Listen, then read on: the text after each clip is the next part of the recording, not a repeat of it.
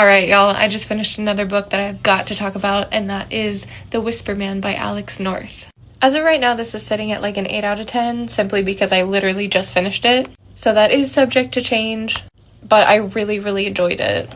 I think I actually more than enjoyed it. I devoured this book very quickly. It's like 450 pages, but the pacing is so good, and I just didn't want to put it down. It's about a man and his son who moved to a new town after his wife has died.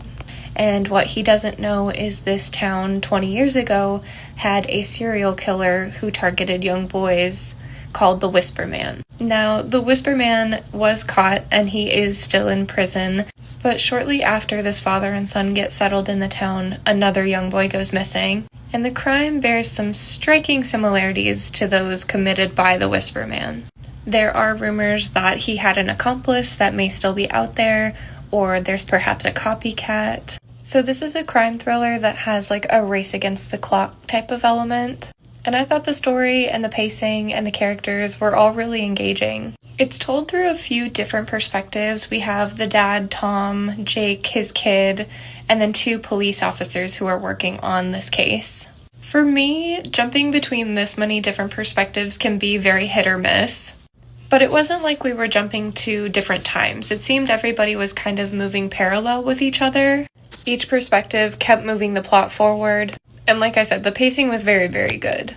I did think it was really interesting that the only perspective told in first person is Tom, the dad's. And I think ultimately that's just because it's his story. He is the main character. My one small issue with the writing is when we get to the son's perspective. His name is Jake and he's 7, and there were just a few times during his chapters where I was like, kids don't talk like this. Kids don't think like this. But it does seem to be a character choice. Like, the adults in the book seem to be aware of it. They acknowledge it, that Jake is just kind of a weird kid. He's very astute, he's very sensitive. And to be fair, he has just gone through something that most children his age don't go through, which is the death of his mother.